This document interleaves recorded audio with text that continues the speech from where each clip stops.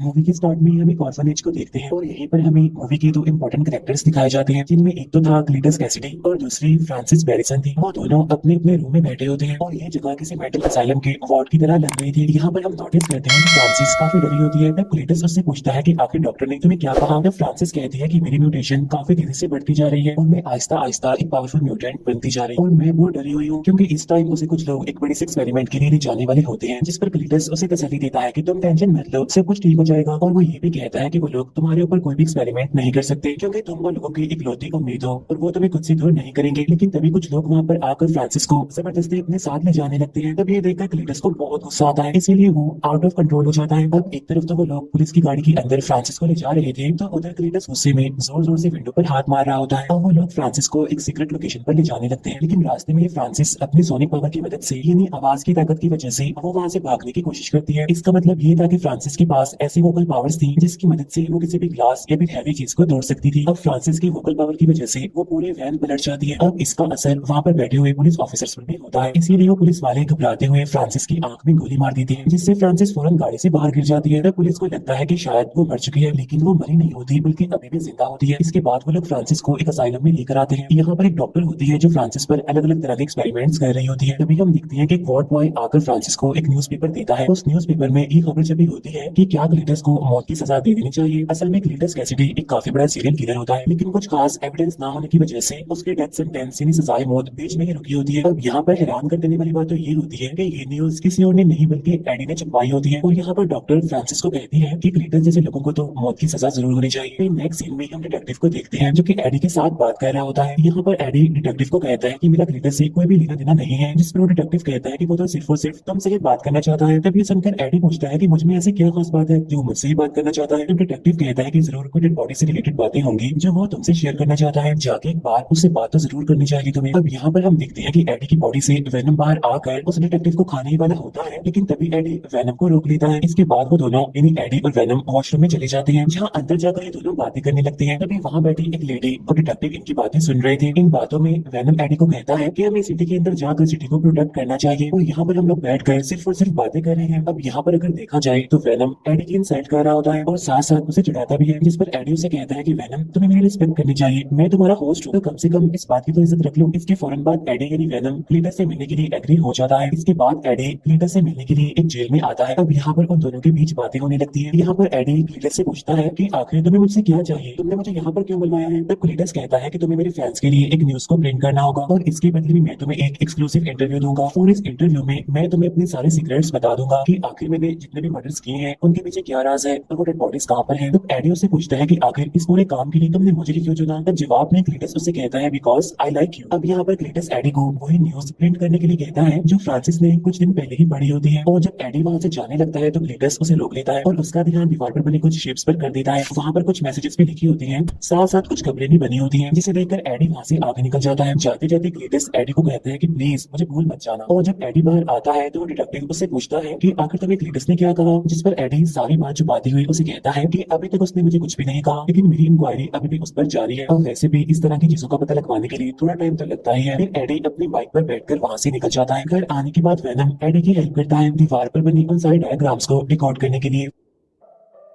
साथ साथ उसे बीच की एक लोकेशन भी बताता है जहां पर क्लीटस ने सारे डेड बॉडीज को छुपा कर रखा हुआ था। फिर नेक्स्ट डे बहुत सारे पुलिस ऑफिसर्स उसी लोकेशन पर पहुंच जाते हैं जहां पर उन्हें बहुत सारी डेड बॉडीज मिलती हैं जिन्हें क्लीटस नहीं मारा होता है। इसके बाद सारे रिपोर्टर्स आकर एडी से बात करने लगते हैं और उससे पूछते हैं क्या तुम्हारी क्लीटस से दोस्ती हो गई है जो उसने ये सारे सीक्रेट्स तुम्हें बता दिए, यानी कि उसने अपने मारे हुए लोगों की सारे डेड बॉडीज को कहां पर छुपा कर रखा हुआ है, क्योंकि उससे अभी तक सिर्फ और सिर्फ तुम ही मिले हो अकेले और तुम्हारे उससे मिलने के बाद ही हमें ये इन्फॉर्मेशन मिल पाई है। अब जब ये इंटरव्यू लाइव टीवी पर आ रहा होता है तो ये देखकर वो डिटेक्टिव काफी गुस्सा हो जाता है, क्योंकि इस बारे में एडी ने उसे नहीं बताया था बल्कि सारी बात छुपाई। तो इतनी बड़ी न्यूज देखकर तो उसको शौक लगना ही था। अब यहाँ पर सारे एविडेंस मिलने की वजह से क्लीटस को सजाए मौत सुना दी जाती है, क्योंकि ये न्यूज हर जगह पर फैल जाती है और फ्रांसिस को भी इस बारे में पता चल जाता है। और ये पता चलने की बात तो फ्रांसिस बहुत दुखी होती है और उधर क्लीटस को भी ऐसा लगने लगा था कि शायद एडी ने उसे धोखा दिया है। तो इसी वजह से वो इस सब के लिए एडी को रिस्पॉन्सिबल कहता है, क्योंकि इस न्यूज के छपने की वजह से एडी रातों रात फेमस जो हो जाता है। इसके बाद वेनम एडी को कहता है कि हम मिलकर दुश्मनों का खात्मा करेंगे और वो एडी को ये भी कहता है कि अब मैं मुर्गियां खा खाकर तंग आ चुका हूँ और अब मैं इंसानों को खाने के लिए बेचैन हूँ। तब ये सुनकर एडी उसे कहता है कि हम तो पहले ही क्लीटस के केस में उलझे हुए हैं, तो इसीलिए समझदारी इसी में है कि हमें और कोई रिस्क नहीं लेना चाहिए, और अगर किसी भी पर्सन की मौत हो गई या फिर कोई गायब हो गया तो FBI का सीधा शक हमारे ऊपर ही होगा, इसीलिए इस टाइम में हम किसी भी मुसीबत को दावत नहीं दे सकते। अब इसी वजह से उन दोनों के बीच बहस होने लगती है और वेनम एडी को बुरा भला कहने लगता है। तब यहाँ पर एडी उसे फिर से कह देता है कि प्लीज मेरी रिस्पेक्ट किया करो। इसके बाद एडी मिलने के लिए एक शॉपकीपर के पास जाता है। इसके बाद वो सीधा एक पोल्ट्री फार्म में जाता है, जहाँ पर आते ही वेनम बहुत सारी मुर्गियां खाने लगता है। अब खाना खाने के बाद जब भी दोनों वहाँ से जाने वाले होते हैं कि तभी रास्ते में गैंगस्टर एक लेडी को परेशान कर रहा होता है और उससे पैसे छीन कर वहाँ से भागने की कोशिश करता है। तब एडी वेनम को इस मसले में ना पड़ने के लिए कहता है, लेकिन वेनम एडी की कोई बात नहीं सुनता और वो उस गैंगस्टर को खाने की कोशिश करता है। यहाँ पर एडी वेनम से काफी रिक्वेस्ट भी करता है कि प्लीज ऐसा मत करो, इसीलिए वेनम उस गैंगस्टर को छोड़ देता है तो वो दोनों आगे बढ़ जाते हैं। और तभी अचानक से एडी के पास उसके फ्रेंड एन की कॉल आती है और वो एडी को मिलने के लिए बुलवाती है, इसीलिए एडी भी उससे मिलने के लिए एग्री हो जाता है। तब जब वो दोनों मिलते हैं तो यहाँ भी अंदर ही अंदर वेनम एडी से बातें कर रहा होता है, तो ये देखकर एन को भी पता चल जाता है कि एडी अंदर ही अंदर वेनम से बातें कर रहा है। तो इसीलिए एन एडी से पूछती है क्या वेनम अभी भी तुम्हारे साथ ही है, जिस पर एडी कहता है कि नहीं वेनम तो मर चुका है। तभी एन एडी को बताती है कि मेरी एंगेजमेंट हो गई है। तभी देखकर एडी थोड़ा सा इमोशनल हो जाता है और तभी एन एडी से कहती है हे वेनम कैसे हो, और मैं जानती हूँ कि तुम इस टाइम भी एडी के अंदर ही हो, तो इसीलिए प्लीज एडी का ख्याल रखना। तभी ये सुनकर एडी काफी हैरान हो जाता है और अपनी बाइक पर बैठकर अपने घर के लिए जाने लगता है, जहाँ पर वेनम एडी को समझाता है कि तुम्हें इन छोटी छोटी बातों पर दुखी नहीं होना चाहिए, क्योंकि हम तो बड़े कामों के लिए बने हैं ना। तब एडी उसे कहता है कि तुम्हें किसी से प्यार नहीं हुआ ना, इसीलिए तुम मेरी फीलिंग्स को नहीं समझ सकते। फिर नेक्स्ट डे हम देखते हैं कि वेनम खुद ही अपने लिए खाना बना रहा होता है और यहाँ पर वेनम एडी को एक स्ट्रॉन्ग सा ब्रेकफास्ट लेने के लिए कहता है, क्योंकि जब तक एडी नहीं खाएगा तब तक वेनम को भी कुछ नहीं मिलेगा। और तभी हम यहाँ पर देखते हैं कि उनके पास एक लेटर आया होता है और ये लेटर क्लीटस का होता है, जिसमें क्लीटस एडी को कह रहा होता है कि तुम्हारी वजह से मुझे मौत की सजा हो रही है। साथ ही साथ क्लीटस उसमें अपने पुराने बुरे कामों में लिखकर बता रहा होता है कि अगर मैं पैदा ही ना होता तो मेरी ग्रैंड मदर को कौन मारता, साथ साथ मेरी मदर को बार टब में डिबोकर कौन मारता। इसका मतलब ये था कि क्लीटस ने अपनी फैमिली तक को नहीं छोड़ा था। तब क्लीटस ने उसमें ये भी लिखा होता है कि सब कुछ होने के बाद मेरे फादर ने मुझे ऑर्फनेज में भेज दिया और वहाँ के बच्चे भी मुझे मारा करते थे, लेकिन फिर मैं वहाँ पर फ्रांसिस से मिला जो कि एक म्यूटेंट थी जिसके पास वोकल पावर्स थी, और यहाँ पर हमारी एक अच्छी बॉन्डिंग बनी और हमारी दोस्ती हो गई और फिर देखते ही देखते हम दोनों एक दूसरे को पसंद करने लगे थे। और अब एडी में लास्ट टाइम तुमसे मिलना चाहता हूँ, तो इसीलिए एडी भी अब उससे मिलने के लिए एग्री हो जाता है।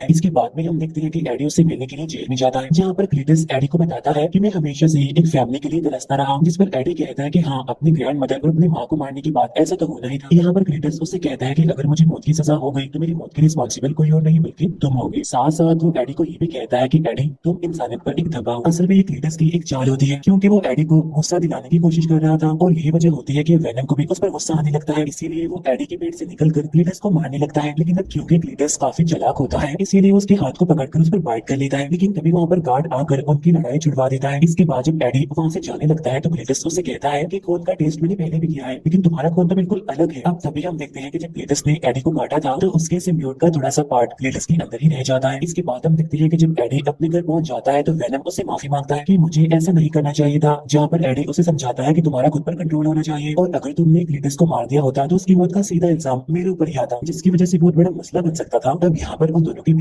एक बार फिर से बहस हो जाती है और वो दोनों एक दूसरे को बुरा भला कहने लगते हैं। एक बोलता है कि मैं तुम्हें झेल रहा हूँ तो दूसरा बोलता है कि मैं तुम्हें बेयर कर रहा हूँ। तब यहाँ पर वेनम एडी को कहता है कि तुम एक लूजर थे, मैंने आकर तुम्हें बचाया, तुम एक नई पहचान दी और जब से क्लीटस का केस तुम्हारे पास आया है तुम तो फेमस हो गई हो। तब ये सुनकर एडी को काफी गुस्सा आ जाता है और वो वेनम को वहाँ से जाने के लिए कहता है। इसी वजह से वेनम को भी काफी गुस्सा आ जाता है और वो घर में तबाही मचा देता है और फाइनली यहाँ पर वेनम एडी की बॉडी को छोड़कर वहाँ से निकल जाता है। वहाँ से जाते जाते वो एडी की बाइक को भी तोड़ देता है। नेक्स्ट सीन में हम क्लीटस को देखते हैं जिसे डेथ सेंटेंस यानी सजाए मौत सुना दी गई थी और जब वो लोग उसे इंजेक्शन लगाकर मारने वाले होते हैं, लेकिन तभी उस इंजेक्शन और बॉडी में होने वाले रिएक्शन की वजह से वो छोटा सा सिम्बियोट का टुकड़ा क्लीटस की बॉडी से कनेक्ट कर जाता है, जिसकी वजह से आहिस्ता आहिस्ता नया सिम्बियोट पैदा होता है और वो होता है दी कार्नेज। अब देखते ही देखते कार्नेज अपनी फुल फॉर्म में आ जाता है, जिसे देखकर वो सारे लोग काफी डर जाते हैं और वहाँ से चिल्लाते हुए भागने की कोशिश करते हैं। यहाँ पर हम देखते हैं कि कार्नेज दिखने में काफी बड़ा, काफी भयानक और बहुत ज्यादा पावरफुल है। इसके बाद कार्नेज देखते ही देखते सारे पुलिस ऑफिसर्स को खा लेता है और कैदियों को वहाँ से छुड़ाकर निकाल देता है। नेक्स्ट सीन में हम देखते हैं एडी को जो टीवी देख रहा था और वहाँ पर उसे पता चलता है कि क्लीटस जेल से एस्केप कर गया है। तब इस वजह से एडी काफी हैरान और काफी परेशान हो जाता है और तभी वहाँ पर एडी से मिलने के लिए वो डिटेक्टिव आता है और वो इस सारे इंसिडेंट का रिस्पॉन्सिबल एडी को कहता है, जिस पर एडी कहता है कि नहीं मैं तो इस बारे में कुछ नहीं जानता कि आखिर क्लीटस वहाँ से कैसे भाग गया, इसीलिए तुम इसका रिस्पॉन्सिबल मुझे नहीं कह सकते। तब ये सुनकर वो डिटेक्टिव कहता है कि वो सिर्फ और सिर्फ तुमसे मिला है, तो क्या पता उसे वहाँ से आजाद करने में तुम्हारा ही कोई मास्टर प्लान हो। उधर हम देखते हैं कि वेनम एक एक करके बॉडीज को चेंज कर रहा होता है, क्योंकि उसे अपने मुताबिक कोई सुटेबल बॉडी नहीं मिल रही थी। इसके बाद वो एक लड़की को पोजेस करके एक पार्टी पार्टी में चला जाता है जहाँ पर सभी लोगों ने अलग अलग तरह के कॉस्ट्यूम पहन रखे थे और वहाँ पर एक हेलोवीन पार्टी जैसा माहौल होता है जहाँ पर सभी को लगता है कि वेनम ने भी एक कॉस्ट्यूम पहना हुआ है जिसमें वो काफी स्मार्ट लग रहा है और साथ साथ साइज में काफी बड़ा भी, इसीलिए सभी लोग उसकी तारीफ करने लगते हैं। फिर हम ग्लिटस को देखते हैं जो कि गाड़ी चुराकर भाग रहा होता है और जिस तरह से वेनम एडी से बात किया करता था वैसे ही यहाँ पर कार्नेज ग्लिटस से बातें कर रहा होता है और वो कहता है कि अभी तक दुनिया में सिर्फ एक ही सिम्बियोट है और वो है वेनम, और अगर हम दोनों मिलकर उसे खत्म कर दें, यानी वेनम को खत्म कर दें, तो पूरी दुनिया पर हमारा ही राज होगा। जिस पर ग्लिटस कहता है कि सबसे पहले मुझे अपने पार्टनर यानी फ्रांसिस को आजाद करवाना है क्योंकि मैं उससे बहुत प्यार करता हूँ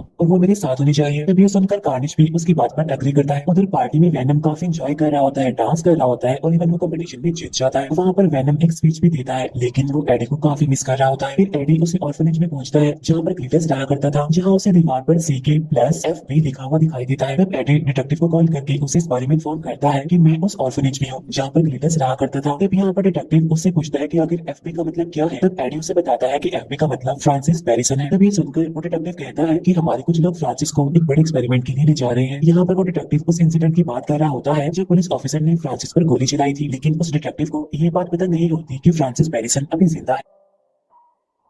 उधर ग्लिटस एक शॉप में जाकर उसके ओनर को मार डालता है, साथ ही वो वहाँ के कंप्यूटर को हैक करके सीक्रेट लोकेशन यानी उस असाइलम का भी पता लगवा लेता है जहाँ पर फ्रांसिस को रखा गया था। अब उस असाइलम में आने के बाद तो सबसे पहले वो वहाँ के डॉक्टर्स को मारता है और फिर वो फ्रांसिस से मिलने के लिए आता है और यहाँ पर ये दोनों एक दूसरे के आमने सामने आकर बहुत खुश होते हैं। यहाँ पर ग्लिटस कार्नेज की मुलाकात फ्रांसिस से करवाता है। अब ये तीनों आपस में मिलकर काफी खुश हो रहे होते हैं। इसके बाद ये तीनों ही गाड़ी की मदद से वहाँ से भागने लगते हैं और अब इनके पीछे पुलिस पड़ चुकी होती है, लेकिन कार्नेज के सामने कौन टिकने वाला था। कार्नेज बाहर आकर सारे पुलिस की गाड़ियों को उठा उठाकर फेंकने लगता है और सभी पुलिस ऑफिसर्स को वो जान से मार डालता है। उधर वेनम एक दूसरी बॉडी में आकर उसे शॉपकीपर के पास आता है जहाँ पर वो उनसे कुछ खाना और चॉकलेट्स मांगता है क्योंकि एडी को छोड़ने के बाद वो काफी दिनों से भूखा था। फिर एडी को पुलिस कस्टडी में ले लिया जाता है क्योंकि पुलिस को लग रहा था कि कल रात जो अटैक हुआ है उसके पीछे एडी का, क्योंकि एडी के घर के पास उन्हें बहुत सारी डेड बॉडीज भी मिली थी। यहाँ वो डिटेक्टिव एडी को सारी बात सच सच बताने के लिए कहता है। तब एडी कहता है कि जब तक मैं एक फोन कॉल नहीं करता तब तक मैं तुम्हें कुछ भी नहीं बताऊंगा। फिर इसके बाद एडी एन को कॉल करता है। तब उसकी बात सुनकर एन उस डॉक्टर के साथ बैठकर एडी से मिलने आ जाती है। तब उससे मिलने के बाद एडी एन से कहता है कि सिटी में जो भी हादसे हो रहे हैं उसके पीछे ग्लिटस का हाथ है क्योंकि एक अननोन पावर जो सब पर अटैक कर रही है उसने एक नए सिम्बियोट को पैदा कर दिया है। एडी यहाँ पर ये भी बताता है कि अब मैं और वेनम एक साथ नहीं है, तो इसीलिए एन प्लीज तुम जाओ और वेनम को ढूंढो क्योंकि एक वेनम ही है जो कार्नेज को हरा सकता है। अब क्योंकि एन जानती थी कि वो शॉपकीपर वेनम के बारे में जानती है तो इसीलिए वो सीधा वहाँ पर जाती है और उनसे पूछती है क्या आपने वेनम को देखा है कि वेनम तो वो शॉपकीपर की बॉडी के अंदर ही छुपा होता है। और वो एन को कहता है कि इस टाइम मैं एडी से बहुत नाराज हूँ। तब यहाँ पर एन वेनम से रिक्वेस्ट करती है कि एडी को तुम्हारी मदद की जरूरत है, जाओ और उसकी हेल्प करो। तब ये सुनने के बाद वेनम फाइनली एडी से मिलने के लिए एग्री हो जाता है। उधर ग्लिटस और फ्रांसिस पूरे शहर में तबाही मचाते हुए घूम रहे होते हैं जहाँ ग्लिटस की बॉडी से निकलकर कार्नेज कहता है कि मेरा अगला शिकार वेनम है यानी कि एडी। इसके बाद हम देखते हैं कि वेनम यानी कि एन एडी से मिलने आए होते हैं। इसके बाद ये तीनों किसी तरह करके वहाँ से भाग जाते हैं जहाँ रास्ते में वेनम एडी को उससे माफी मांगने के लिए कहता है, तो इसीलिए यहाँ पर एडी फाइनली वेनम से माफी मांग लेता है। उधर वो डिटेक्टिव कहीं पर जा रहा होता है लेकिन उसे रास्ते में ग्लिटस मिल जाता है, इसीलिए वो गाड़ी से उतरकर सीधा ग्लिटस पर शूट कर देता है। लेकिन तभी उसकी बॉडी से कार्नेज बाहर आकर उस डिटेक्टिव को पकड़ लेता है। इसके बाद जब फ्रांसिस एडी के घर पहुंचती है तो उसे वहाँ पर एन की रखी हुई रिंग मिलती है और तब उसे लेकर वहाँ से जाने लगती है, लेकिन वहाँ से जाने से पहले उसे एन की पिक्चर भी मिल जाती है जिसकी मदद से वो सीधा आकर एन को पकड़ लेती है और फिर वो एन को कहती है कि हमारी शादी में जरूर आना। इसके बाद डॉक्टर एडी को कॉल करके कहता है कि यहाँ पर कुछ लोग आकर एन को ले जा चुके हैं। इसके बाद हम देखते हैं कि ग्लिटस और फ्रांसिस दोनों शादी कर रहे होते हैं। अब यहाँ पर वो डिटेक्टिव भी होता है जिसे थोड़ी देर पहले इन्होंने प्रिजनर बनाया था। अब यहाँ एक तरफ तो उनकी शादी हो रही होती है तो तभी वहाँ पर वेनम यानी एडी भी पहुंच जाता है। अब उसे वहाँ पर देखकर जैसे ग्लिटस की बॉडी से कार्नेज निकलकर बाहर आता है तो उसे देखकर वेनम डर जाता है और वापस से एडी की बॉडी के अंदर घुस जाता है। तब यहाँ पर एडी वेनम से पूछता है कि प्रॉब्लम क्या है, तुम बाहर क्यों नहीं आ रहे हो। तब वेनम उसे कहता है कि ये तो एक कार्नेज है, ये बहुत ज्यादा चालाक तेज और पावरफुल होते हैं। तब एडी वेनम से कहता है कि बस तुम बाहर आ जाओ और बाहर आने के बाद तुम जिसे मर्जी खाओ, मैं तुम्हें अब नहीं रोकूंगा। तब ये सुनकर तो वेनम फुल स्पीड के साथ फौरन बाहर आ जाते हैं और अब यहाँ पर दो ग्रेट वॉरियर्स के बीच जबरदस्त फाइट छिड़ जाती है।